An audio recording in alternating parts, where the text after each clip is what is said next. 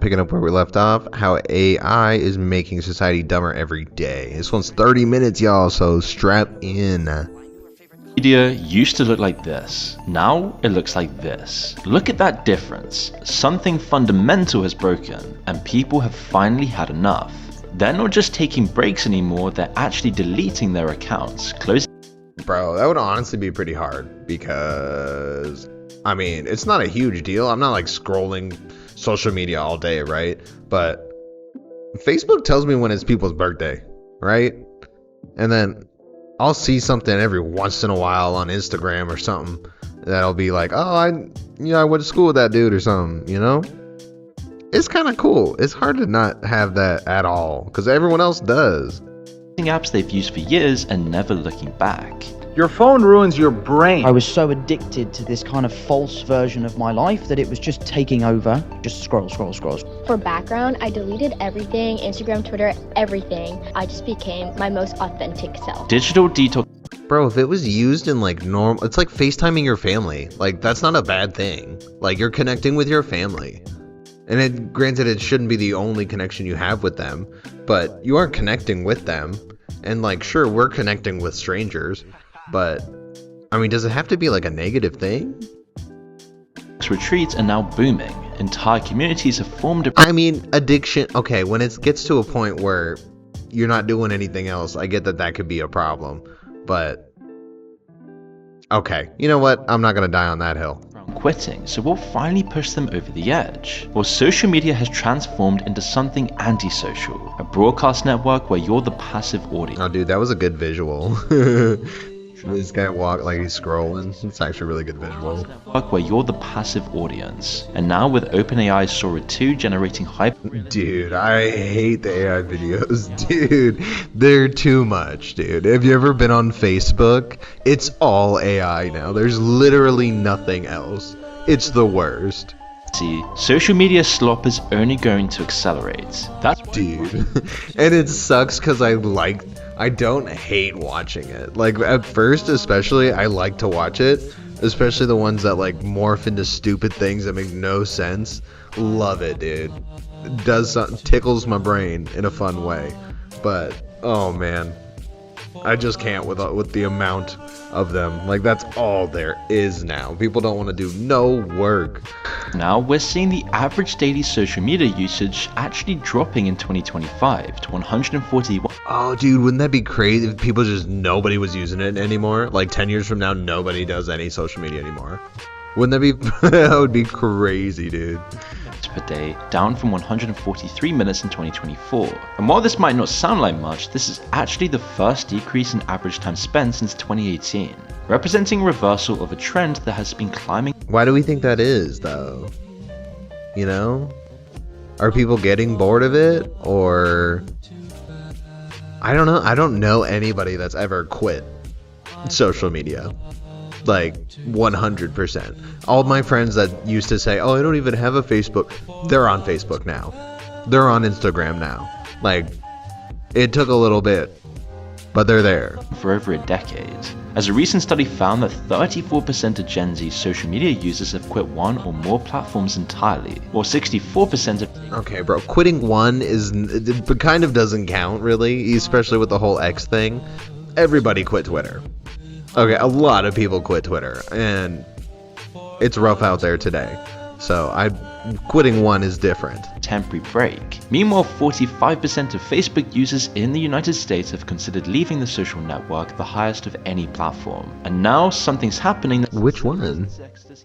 All of them? I'm sure you've seen how every other clip on Instagram, TikTok, and YouTube is now a Sora 2 short. Whether it's Tupac ring with Bob Marley, or cartoon characters driving away from roadside police stops. We are now... Dude, I've never even seen any of these. These are crazy. And it looks like not freaking horrible. Like, it doesn't look convincing or anything, but it don't look bad, bro. New era of social media where AI it's scary. Every aspect of both creation, engagement, and consumption. It's not just a trend or a passing fad, it represents a fundamental change. Dude. What? all over. For the first time, AI generated Oh man, I wanted to see that. isn't just appearing on social media, it's dominating it. The videos now look real, they're engaging, and they rack up millions of views. Which is the tipping point. Oh my gosh. Authentic human connection, the original premise of social media entirely, Yeah. by artificial content. Dude, I saw something where it was like 80% or like 20% or something, or like not even real people at this point. I think it's more than that, but Optimized. sad, dude. When the platforms you join to stay in touch with friends, Humans kinda suck, dude. Humans kinda suck. There's some good ones, but there's a lot of them that kinda suck, dude. Same reason people hate the police, dude. become indistinguishable from junk mail. Just like emails used to be a way to connect with others, now it just fills up your inbox with a bunch of crap. And the exact same process is happening right now with social media. And we can see this transition so clearly if we jump back into when social media was genuinely social. What does that mean, The though? internet today feels flooded with fake content and slop. One of the most valuable things you can do is learn how to tell what's real. I mean, what makes it like slop, though? You know, is it because it got thrown together, you know, not by a human? Because I get that. Security platform that teaches you how to think. Sad. Beginner, drop it into it. They used all the password. No people also use Yeah, that feels like that. In the latest of the Oh. experiments aimed at making the internet more useful for creativity and connection. 6 Degrees, considered the first social network, launched in 1997. Oh, bro, I didn't turn it up. I'm sorry, You could guys. actually create a profile and connect with others digitally. Friendster came in 2002 and developed the concept. Dude, Friendster, I remember Mutual people connections. mentioning Live that. journal I allowed never people to blog and build communities. wasn't around shared around, bro. interests. Most people born after the 1980s have probably never even heard of these platforms, but they were really minimalist, giving the users the technological tools they As needed a to joke. communicate about hobbies and interests. Here's what LiveJournal describes itself as: a simple-to-use communication tool that lets you express yourself and connect with friends online. You can use LiveJournal in many different ways, as a private journal, a blog, a social network, and much, much more. Or in other words, pretty much everything social media should be. And then when MySpace arrived in 2003, it changed the game. You could customize your entire page with HTML, including backgrounds, layouts, and embedded music. Oh man, that was so obnoxious, dude. People were so annoying with that. I was one of the people that didn't like the old social media, I guess. Belong to you, giving people their own corner of the internet. Imagine I mean, it was kind of goofy, dude. You just pretty much like picked a song that played and then had a cool background. Here's an important observation about these early social media platforms. They supported our collective culture. The rock band The Arctic Monkeys got signed because fans created a MySpace page for them and uploaded demos. And whether it be Tyler the Creator or Calvin Harris, just so many of our favorite artists got their break through MySpace. Entire musical and artistic genres were created on social media. Yeah, that's cool, dude, because I bet that was like a new way to kind of get around to people, like your music and stuff. So, I mean, that's pretty cool, though. And people would regularly meet up with the friends they made. And we can't forget about MSN Messenger either. People couldn't wait to get home from school to log back on and talk to their friends again through MSN. Early Facebook in 2004 I missed that whole thing, dude. and Instagram and Before my 2010 time. pretty much followed the same spirit. Your feed showed posts from friends in chronological order with the newest first. Instagram was all about photos with filters, a creative platform where hashtags circulated your work to new audiences. So much so that they barely Yeah, dude, Instagram used to be so boring, dude. It was just scrolling singular pictures. There was nothing else you could do. even monetize the platform, with Instagram barely having any ads and hardly collecting any real data on its users. We could also see the same thing with early YouTube, when people had customizable pages and real authentic videos that made I remember that too. You can do that now still, no? I mean, mine is not, so I don't know if you can do connection that. to the creator. But it was around 2009 when social media started changing. Facebook introduced EdgeRank, an algorithm that decided what you'd see based on engagement. Instead of chronological feeds showing your friends' posts, the platform now prioritized content with more likes, comments, and shares. This became far more intelligent with machine learning, which personalized content deeply to each user. And so within a few years, every major platform now followed suit. Twitter, YouTube, and Instagram all adopted engagement-focused algorithms. Facebook went I mean, it just makes sense though, right? to like, because you want to see whatever. It's like even on old forums and stuff that used to happen. So I feel like that's kind of normal. Public on the stock market in 2012 and Twitter in 2013. And so suddenly, connecting with friends and other wholesome or positive use cases for social media, such as gaining exposure for your artistic pursuits, now started to take a backseat once investors became involved. When Calvin Harris himself was interviewed in 2010 on how his social media break years later Dude on Watch Mojo. That's crazy. his career, his outlook on social media had already become much more pessimistic. Listen to what he has to say in this clip. I really think the internet's just killing everything. Everything's getting worse. Nobody speaks to each other anymore. Nobody goes for walks, you know. There's no romance in the internet. It's a cold place. But you've got to use it. So it's like, I don't know, it's kind of like just being taken down from court to the cells in a pair of handcuffs. Just be like, alright, I'm going to the internet now. At this point, Damn. Man, I feel like that dude, it hit that dude way sooner than most people, I feel like. Because, I don't know, I feel like it took a while before everyone was like buried in their phones for you to realize that everyone's buried in their phones.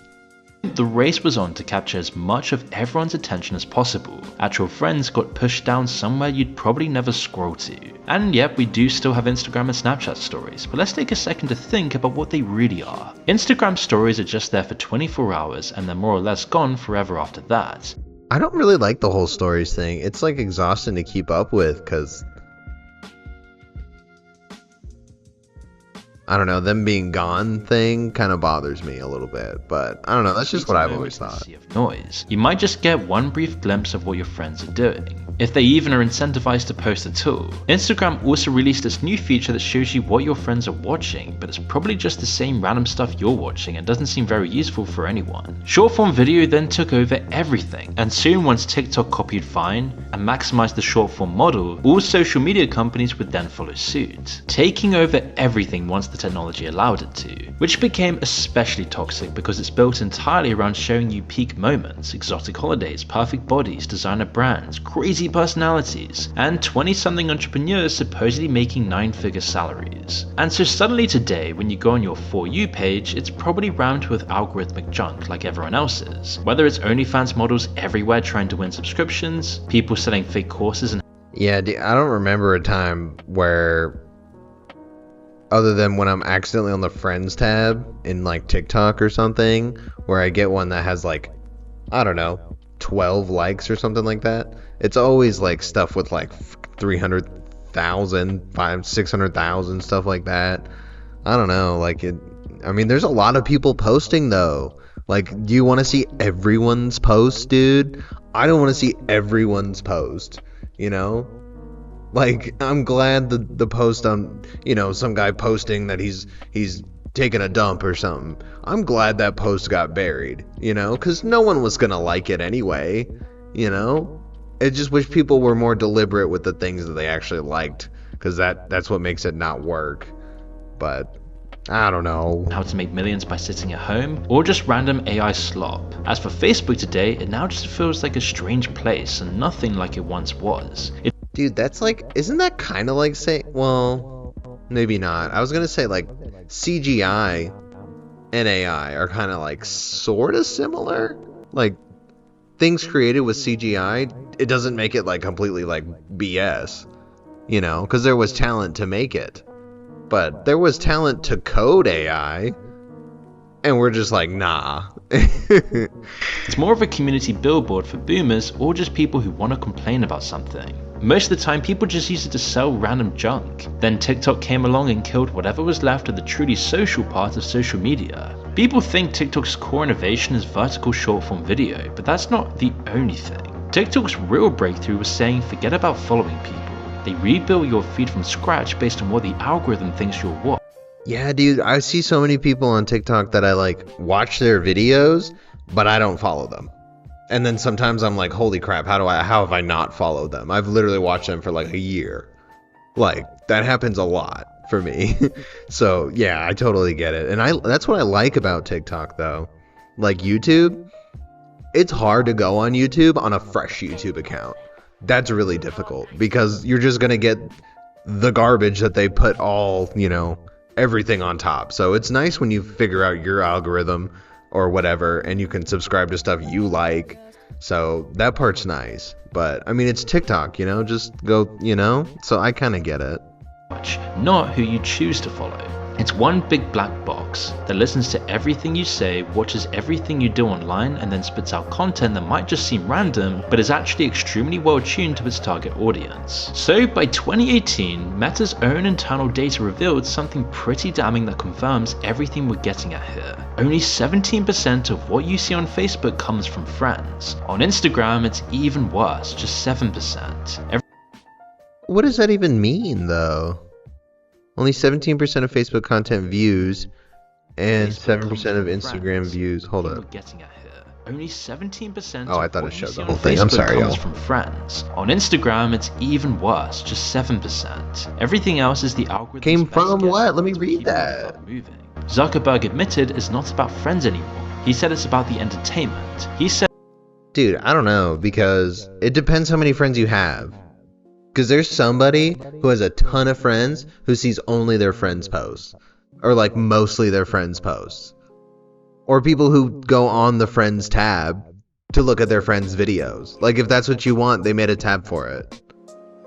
So, you know what I mean? Like, the friend part has gone down quite a bit. Just as we see the huge rise in generational loneliness. It's as if social media has become one massive broadcast system, where we sit passively and watch it like a giant billboard flashing before our eyes, and call that entertainment, making social media just the modern day junk mail. But of course, none of this happened by accident. You see, back in 1998, Stanford... Dude, I don't know. I mean, it kind of is what it is, though. Like, I don't know.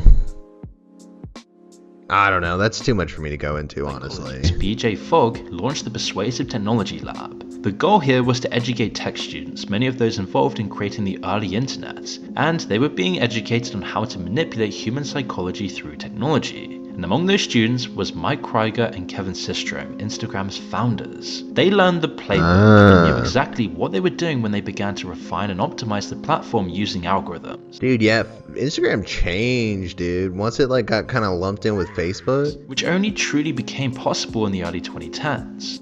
That must not be these guys. Internal research then showed Instagram was wrecking people's mental health.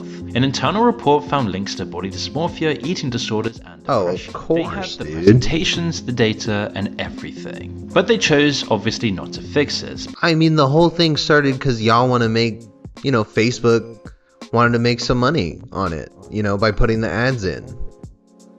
So, I mean, all these bad things happen, but it stemmed from somebody wanting to make money, right? And then we're just justifying it and, this and that, and because to fix it would have meant less screen time, which meant less money. We all probably know by now that But you can't do anything about it. It, happened, You can't really, change how, life is going right now. The internet has been made, social media is a thing, people like it, brain rot, We can't get away from that now. We kind of have to just deal with what we got.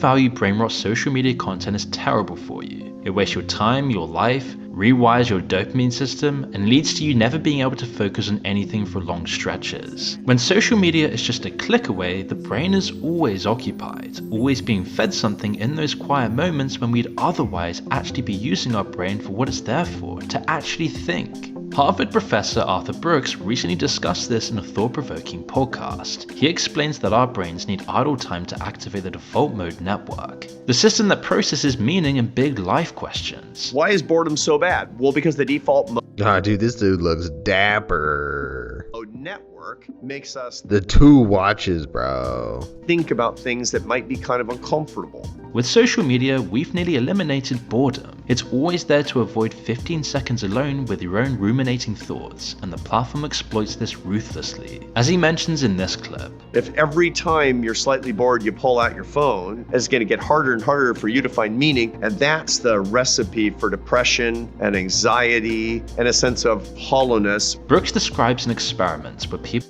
Oh, I think everybody knows that though, but we're just Life is just so life, dude. Quietly for 15 minutes or push a button giving them painful electric shocks. Most chose the shocks. That's the psychological vulnerability these platforms weaponize daily. People are now really What? Most chose the shock over what? Hollowness. Brooks describes an experiment where people could sit quietly for 15 minutes or push a button giving them painful electric shocks. Most chose the shocks. Oh. That's the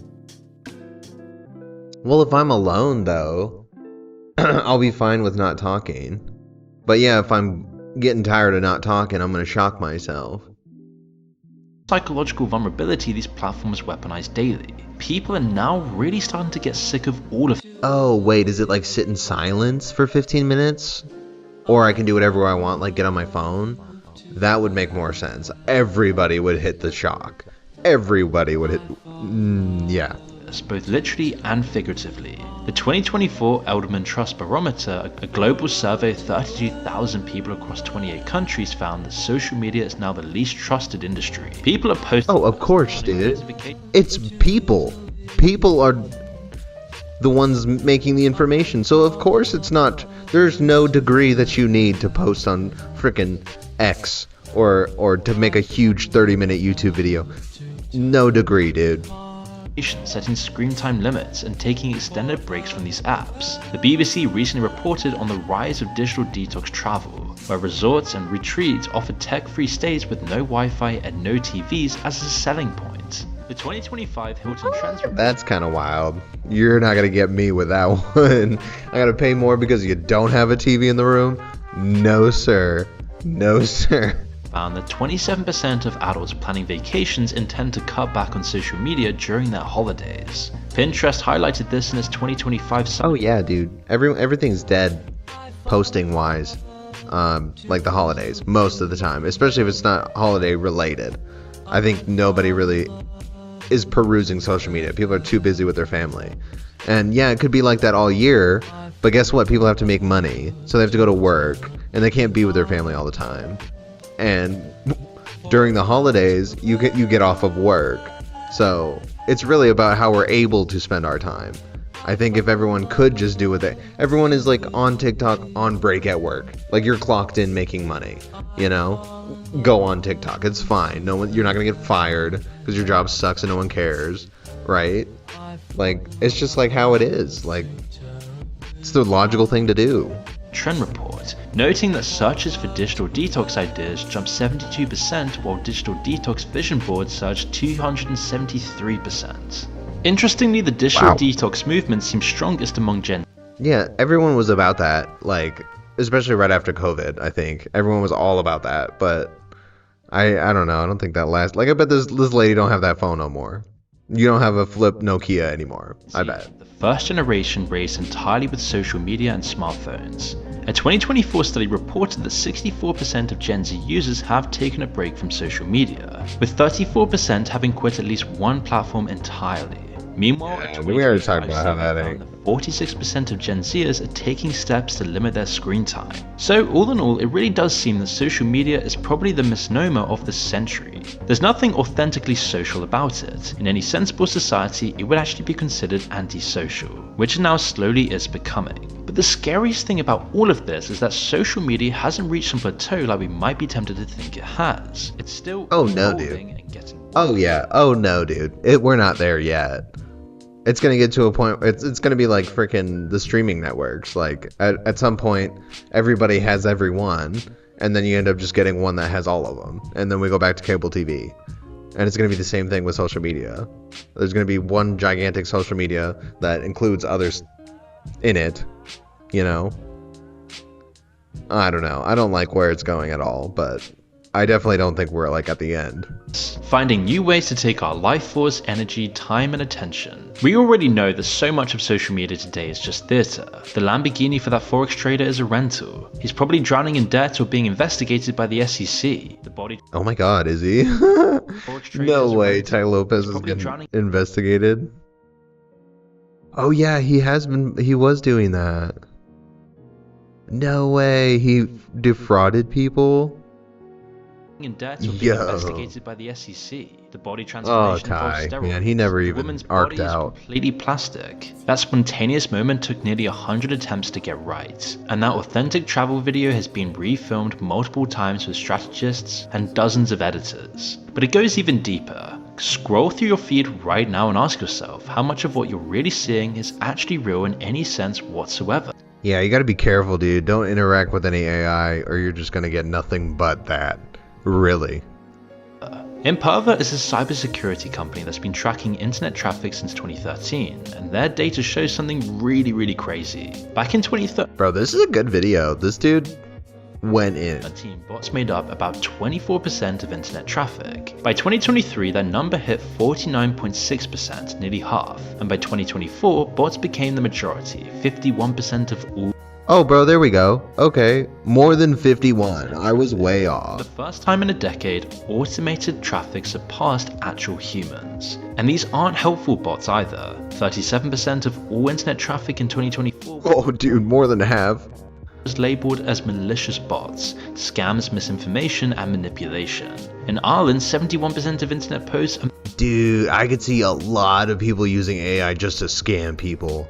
And just, like, oh man, that's probably rampant right now. made Oh. by bots. Think about that, that's 7 out of 10 posts. So why the sudden explosion? Wow. Well, AI has made it all incredibly easy to create lifelike content and create it at a scale no algorithm can ever detect. Which is why researchers are now predicting that by 2030, between Yeah, there ain't no 99% way you're gonna be able to 99.9% tell. of online content will be AI generated. You might have already heard of the dead internet theory, this idea that most of the internet is just fake, just bots talking to bots. Yeah, it's with gonna a lot of happen. Real humans sprinkled in. We've People even gonna made be videos getting about this that. in the past. You can feel it already. Scroll through the comments on any brainrot post and actually try to figure out which ones are even genuine. The platforms all know this is happening, but instead of fixing it, they're now Bro, I never even really think about comments being fake.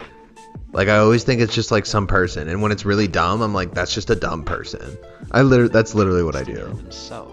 Meta created 28 fake AI user accounts in 2024 on Facebook and Instagram. These were full profiles with personalities and voices. They were forced to U-turn when people pushed back What? against this, but the plan was obvious, and they were just testing the waters. They're now building AI influencer bots that can DM fans, respond to comments, and create the why illusion of interaction though? while being completely So you can sell them to advertisers?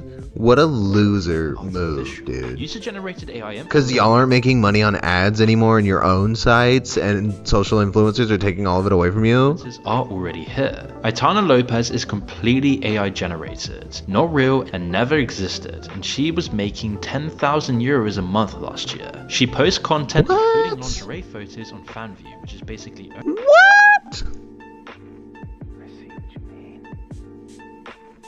Bro, people are yerking it to a computer, bro. OnlyFans for AI. Lil Miquela, another AI influencer, pulls in $10 to $11 million a year with brand deals, magazine Huh? deals, and millions of Instagram followers. And God knows how many of those followers are AI themselves. Dude, no But one of the most way. shocking realizations these platforms have seen is that AI influencers actually get 3 times higher engagement than real human influencers. Real humans average 1.9% engagement. AI gets 5.9%. They're more effective at capturing attention because they're algorithmically perfect from the ground up. No bad angles, No way, obvious dude. scandals unless they're programmed to have them. Just pure optimized, engaging. This is already a thing, dude. That's crazy, bro. Isn't this older video? Oh, 2 months ago. brain rot content. Dude, that's crazy. Bro, I had no idea it was like that. What? Brands have started replacing humans entirely because of this. Mango launched a whole teen sportswear collection with 0 human models, all AI generated. Because why pay actual people when you can just generate infinite perfect images for basically free? Levi's did a similar campaign, and that's why AI companions represent Wow. another dimension to this bizarre new internet. Dude, every ad I get now is AI. Every single one, dude. More AI ads than actual content AI that I see personally. That's where humans and bots blend into one twisted construct. Character.ai has about 20 million monthly users spending an average of 93 minutes per day chatting with AI characters. Some people spend over 2 Whoa. hours daily having conversations with. Whoa, dude, that's kind of sad, bro. But honestly though, people freaking suck, dude. Some people don't have a friend and they want one, bro. So they'll do whatever it takes to get one. You know, that's what a lot of people, honestly, on YouTube, you know, a lot of people you watch, you have that parasocial relationship and you feel like their friend. But why do you go there all the time? Because you don't have any friends. People around you suck, dude. And that's totally fair, man. Like, cause people suck, dude. Bots. This is supposed to address loneliness, right? Give isolated people someone to talk to like ChatGPT. Except studies are now showing it's doing the complete opposite. MIT recently found that those having the most emotionally expressive conversations with chatbots also reported the highest levels of loneliness, which isn't much of a surprise as we're more. Oh yeah, dude. Oh yeah. Because you're gonna feel like you made the connection during the connection and everything, but as soon as it's over, you're gonna realize that was AI, dude. It's like some post-nut clarity for AI, dude. Like that's more isolated than ever, and the solution being offered is talking to a bot programmed to simulate caring about you by some giant faceless mega corporation. And now we're literally entering the next phase. AI generated video, which OpenAI promises will finally go mainstream with Sora 2. And it's only a matter of time before incredibly realistic but also very flexible AI video invades social media. Even Elon Musk is saying that by 2027, AI video will be making full-on movies. OpenAI's first Sora model never truly went mainstream, but Sora 2 has been a different story. As you probably know, it's an AI model that generates hyper-realistic video content. Dude, how though? Look at that, if you're not actively looking for flaws, and let's be honest, who does that while scrolling, some may not even realize AI created those clips. In fact, more and more, you're gonna start realizing that videos you're watching are actually AI and not human. In the past, this used to be very obvious, but nowadays the line is being blurred. And while Sora 2 does have— Dude, that's crazy. It's not even gonna make sense anymore to like make content. It isn't, because they're just gonna be better at it. Like 3-4 times better than we are. Which we'll get into in a moment, the current product is a massive upgrade from other models. It actually obeys the laws of physics to a certain degree. This is because it now understands concepts like weight, balance, and cause and effect. Water ripples and slashes when it's moved. Limbs don't just suddenly appear or move to another part of the body on a whim, like they did with the old video models. And what's even better about this— Yeah, the old ones were pretty bad, dude. But it's changed quickly. That was like less than a year. It was how it's improved consistency across multiple scenes. That's not Earlier great. versions That of one looked Sora pretty struggled bad. to maintain characters, lighting, and clothing colors across different scenes. Now it keeps up the consistency when switching between cameras. It's not perfect, as the characters and camera may jump to weird spots through different scenes, but it is a vast improvement. Yeah, that's not great. The bear one's All these not elements good. shine best in animated scenes. Just look at this clip. Oh yeah, dude. It would slaughter this thing. If you're not scanning the video frame by frame, you're not going to notice this is AI. However, one All of the most anime, remarkable dude, things is gonna about be this model AI. is that it can render failures. Older models only ever showed success. Whoa, that Every was jump super landed and every terribly goal scored, fake. even if the laws of physics had to be broken slightly. Sora 2 in contrast has multiple examples of human props failing. What's even crazier is that it's not just generating visual footage. If you wanted audio in previous Dude, models, that's you'd have so to find wild. it, record it yourself, and spend hours stitching it in and matching it to your clips. There's no need for that with Sora 2. The model creates dialogue, background ambience, and sound effects to match the generated visuals. Sora 2 also allows you to add your likeness to the app using the cameo feature. Just a quick one-time video of What, yourself with audio, dude? of course, and it will generate an avatar that looks and sounds just No, like you. dude, that's so lame. That's what all of it's gonna be from here on out. Ugh, we're all gonna have freaking avatars and crap, and it's never even gonna be your real self. From there, you can add your digital persona anywhere you want. Create your own content from scratch. You can insert your avatar into other users' videos. Dude, that's so dumb. Oh my gosh, that's so dumb. Cause then yeah, we're being social again, but we're not being real.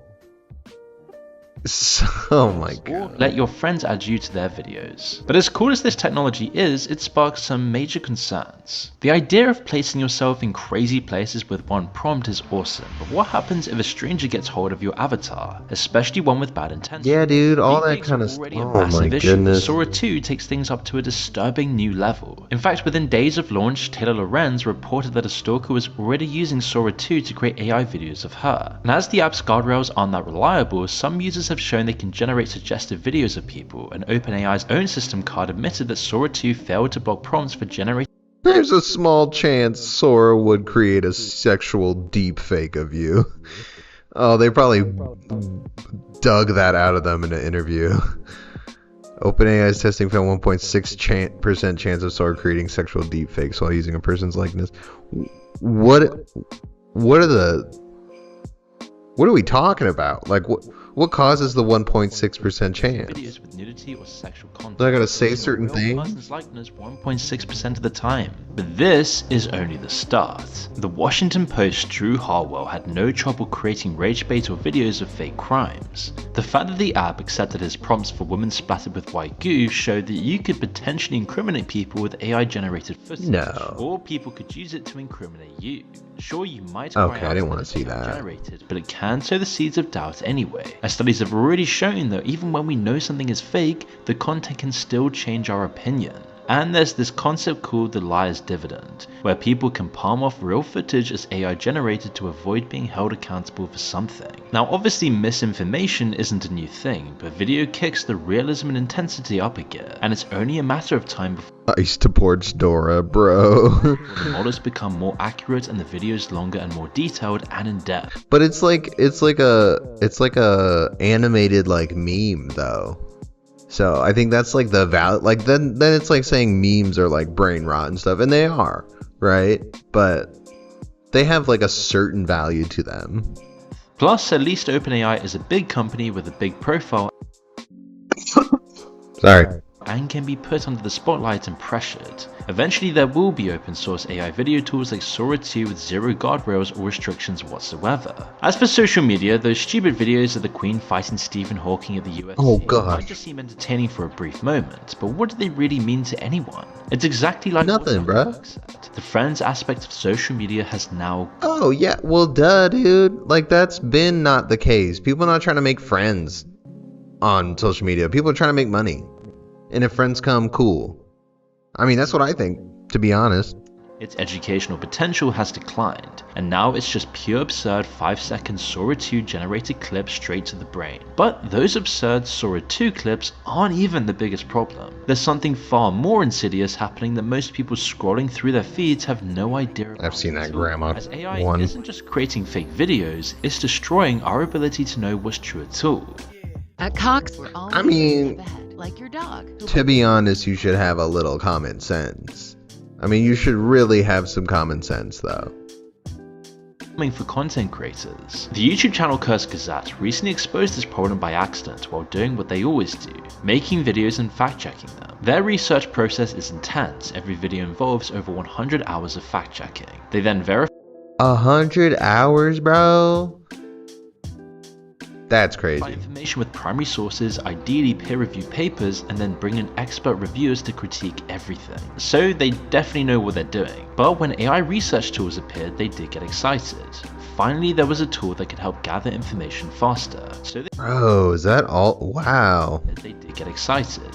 Finally, there was a tool that could help gather information faster. So they tested it out on a hypothetical video about brown dwarfs, those failed stars between planets and actual stars. The AI generated dozens of pages of fascinating information with links to sources. It looked incredible. Then they actually started fact-checking it, and that's when things got slightly Oh, dude, I About bet. 80% of the information did check out. Oh, I bet, dude. I've tried AI a few times, and every time, it's given me wrong information. Traceable to Wikipedia, papers, and legitimate sources. But the other 20%, the AI had generated compelling facts about broken dwarf superstorms, the nature of their Just to be clear, because I use the AI overview for Google a lot, and that one's not all that bad, right? I check sources too, by the way. I know people don't seem to think that at all, but I do. But there's times where you'll ask it a question to add things up or count something in a sheet or something like that, and it's wrong. A lot of the time. And specific details that would make great content. But Kurzgesagt couldn't find where any of this came from. So they asked topical experts who flagged the exact same facts, asking where they found this information. It turned out the AI had simply invented it. Oh, I bet, dude. That's why it's so quick. Hallucinated details to make brown dwarfs more interesting than they actually are. But here's where the nightmare really begins. Kurzgesagt kept investigating the sources the AI provided. One was supposedly an article from a news site written by a human journalist, but the structure felt familiar. It was the telltale sign of someone slightly rewording AI-generated text. They then ran it through an AI detection tool and it scored highly, though AI detectors are notoriously unreliable. But then a few weeks later, purely by chance, Kurzgesagt saw a brown dwarf video pop up on YouTube, and it contained every single false fact that the AI had made up. Oh yeah, dude, what are the odds on a brown dwarf video? So You see what happens. Oh, my earphone just died, hold up. Technical difficulties, guys, hold up.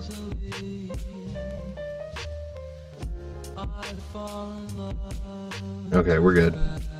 This is the feedback loop that's killing truth online. AI is inventing facts to make content more interesting. Then a content creator will use AI for research without thorough fact-checking. They then publish content containing those invented facts. That content then gets hundreds of thousands of views. Oh yeah, dude. Misinformation. I think we all know how that works. Source. The next person's AI scrapes that content as credible. And so now the Oh, the AI's not fact-checking.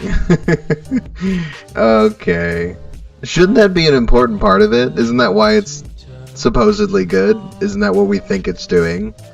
false information has been confirmed by multiple sources. The misinformation then spreads exponentially across the internet, and the original lie becomes impossible. Oh no, dude, now we can't just Google things to get the answer. You're not actually going to be able to find the real answer. Oh no, I'm going to be able to oh, I remember when I was a youngin', when we could Google things, and it was nice. Now we don't know anything in the government. I'm gonna move on from this. Trace. The made-up facts are now true because they exist in multiple places online with engagement metrics to back them up. And guess what AI feeds off? That's exact same content in a self-destructive feedback loop, meaning that social media and the internet. Yeah, it'd be like Donald Trump has stolen X amount of times from all the AI videos.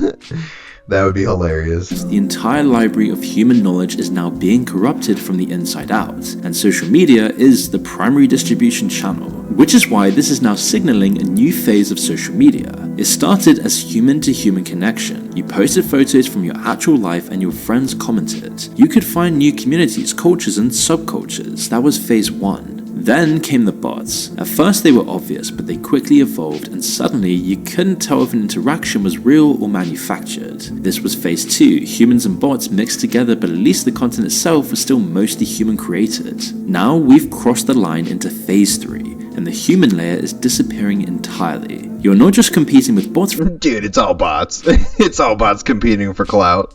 That would actually be kind of cool to watch and see what the top ones are doing. The top Twitch live AI streamer. I want to know what they're doing. What's going on? For attention anymore. You're consuming content. At what point will it get so ridiculous that no one will even care anymore? It was never touched by human hands at all. AI does the video, it does the captions, it optimizes when to post it, and it even generates the comments responding to it. And no way, dude. Well, that's just stupid then. The really disturbing part is that there's no human in the loop anymore to even question whether this is a good idea. The platforms want engagement, the AI then delivers engagement, and the result is something no one wants or ever even asked for. Something that's completely opposite of the original purpose. Do people just thirst baiting over there in that comment of section? Social media. Which is then what brings us to a critical point. Who actually gets to escape from all of this? You know, walking away from social media just sounds simple, but for millions of people, it's really not optional. No. Social media is now embedded into everything. To get a job, it probably takes place on LinkedIn and other social media. Yeah, and they check it all the time. Media sites. Businesses like this YouTube channel depend on YouTube. But for others, that can also be Instagram, TikTok, and Facebook to reach customers. Families that are scattered across countries still use Facebook and Instagram to stay connected. If you want to date a girl, you have to give her your Instagram. And now you can't even pick and choose a legitimate use for social media without... Dude, I'm not giving nobody my Instagram to pick them up. That's not gonna work. having to expose yourself to all this slop. And the digital divide isn't just about who has access to technology anymore. It's about who can actually afford to refuse it at this point. Can you Dude, and that's what it's gonna be like, too. Everything's gonna be like in your brain somehow. Just like a software update. All of our brains now can project technology screens wherever you want. That's what it's gonna freaking be. And it's all just bots, and we're just rotting until we die at the age of 25. afford to go on a week digital detox when your entire work, social media, and life and family rely upon it? For most people, this just isn't even an option. But for the people who build these platforms, well, they know exactly how dangerous they are. Steve Jobs infamously didn't let his kids use iPads. Oh, dude, respect. I mean, it just means parents should have done a little bit more research. Honestly, if the guy who made the damn thing's not going to use it for their kids. The former Facebook president Sean Parker admitted they were exploiting a vulnerability in human psychology. Chamath, who worked on Facebook's growth, said he feels tremendous guilt and that the short-term Oh, dude, I bet there's some people that have just wrecked their own life because of it. And are just, they know what's feedback going loops on. we've created are destroying how society works. Most tech sure, dude. Like, it all happened because of people. Like, and there's some people who know they're responsible, dude. And there's literally nothing we can do about it.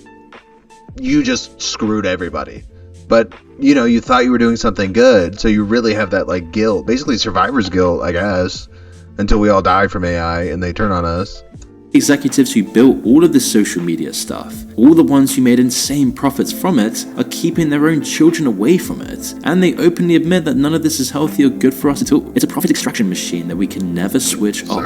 Unless you're in the upper echelons of society, never needing to worry about work, or even connecting with anyone else around you, you're basically stuck into this loop. Which is why the people most harmed by social media, those whose mental health suffers, those whose entire lives revolve around social media, those whose time gets stolen, who fall into algorithm-driven rabbit holes, even people begin using social media at age 10 and live to 73. That's 6 years and 8 months of dedicated life to social media. Bro, that's not bad, dude. Is that bad? I mean, it depends what you're doing with that time. though they don't want to, are often the ones who can't even afford to leave. And as we saw throughout this video, this divide will only deepen. The people trapped in the social media hellscape will find themselves surrounded by less and less humanity, and more artificial content designed purely to maximize engagement. And the people who made these platforms have essentially built a system they consider too toxic for their own families and children, and yet they deem it perfectly acceptable. I mean, stuff like that's always going to be around, right? Like, it's going to take a while before AI spits out, you know, running on treadmills and throwing pennies at their feet. Like, dumping a bin of pennies. Like, bro, that's only something a dude who's just chilling, thinking about stupid ideas could make up. You know what I mean? To profit from everyone else's addiction to it. Which brings us back to where we started. People are doing the last thing left they can do and are trying. Dude, sick visuals in this video. 30 minutes of solid fire. To leave at all costs. To get better sleep, clearer focus, and more presence. With some real conversations that don't get interrupted. Conversations without Generation Z stares. To have boredom that actually leads to creativity. Bro, that's a real thing too. Instead of infinite scrolling. To become the person they want to be. To have their fear of missing out replaced by the joy of missing out. The benefits are obvious to everyone at this point, but like any addiction, quitting is far from easy, especially for most who can't afford to leave that easily. The platforms spend billions engineering addiction. They hire Stanford PhDs to exploit human psychology and convert genuine connection into a commodity, then strip out the humans and completely outsource the entire thing, stealing all of the world's information, all to make you watch the next 10-second stupid reel. They started nearly 30 years ago and have been optimizing ever since. People are trying to leave and people are leaving in record numbers, and still this continues. Social media promised all all of us to bring the world closer together, and it succeeded for a brief moment in time during the golden age of the internet. And then, once it had us, it isolated us and monetized our insecurities, took away our time, and gave us loneliness, now replacing everything that was once human. And now it might just be that the only way to win is not to play at all. And if you can actually peel yourself away from all of this stuff, you can finally grasp just how bad it truly is. Dude, that's sick visual. Bro, and we did it all to ourselves. We really did. We let it happen. So, can't be mad at no one.